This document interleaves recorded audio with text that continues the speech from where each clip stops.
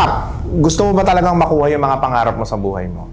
Bibigyan ko kayo ngayon ng napaka-importanting sistema at proseso kung paano mo ito makukuha.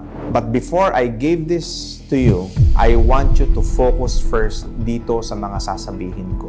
Lahat ng mga malalaman nyo at maiintindihan nyo dito sa video na ito ay huwag nyo munang ituturo sa ibang tao.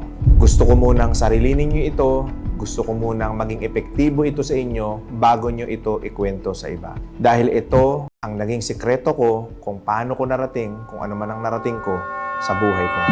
Dalawang bagay ang gusto kong malaman at maintindihan mo kung paano ka nga ba magtatagumpay sa buhay mo. Number 1, ikaw ang gumagawa ng buhay mo.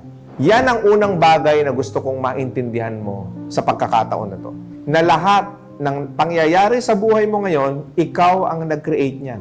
Whether you like it or not, gusto mong makuha lahat ng mga pangarap mo, gusto mong makuha lahat ng mga minimithi mo sa buhay, ang good news ko sa iyo, nasa palad mo rin yan.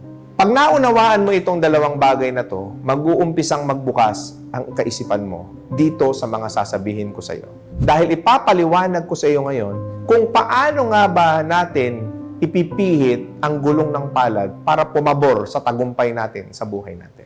Unang-unang bagay na dapat mong maunawaan ngayon is meron tayong isip. Na itong isip natin ang gumagawa ng realidad natin. Sobrang powerful ng isip natin na ito ang nagtitrigger ng emosyon natin, ng kilos ng katawan natin, at ng lahat ng gagawin natin sa buhay natin. Babaguhin mo yung kaisipan mo para magbago ang buhay mo.